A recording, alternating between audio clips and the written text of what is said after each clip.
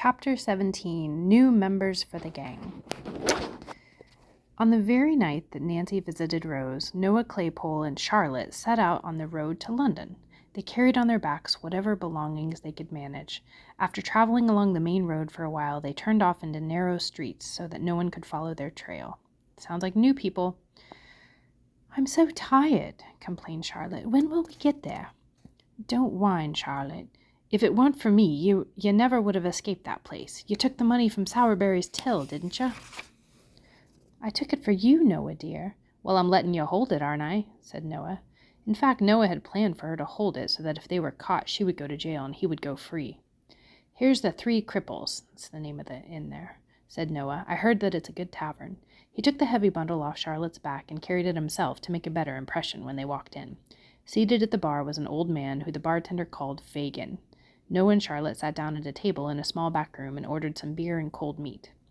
"Look, we've got visitors from the country," said Barney, the bartender, letting Fagin look through a small opening between the two rooms. "I'm interested in those people," said Fagin. "Look how the girl obeys the man. He knows how to train 'em.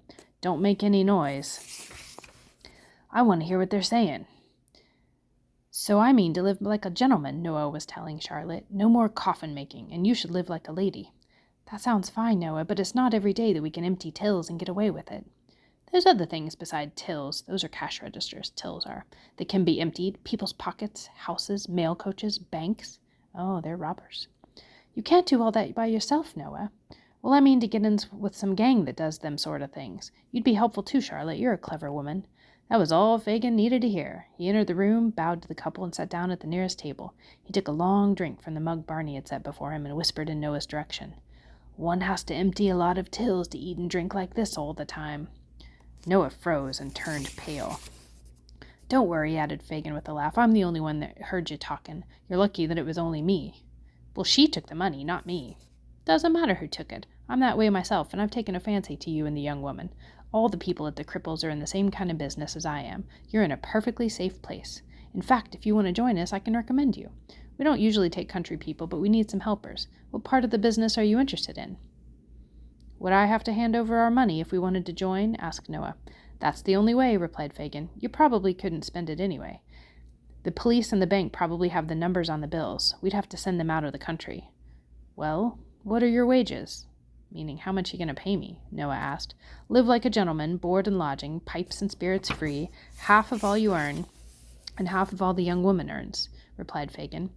"I'd like to start with something very easy," said Noah, "not too dangerous." "Okay, how about spying on some people?" "That's okay, but it wouldn't pay by itself."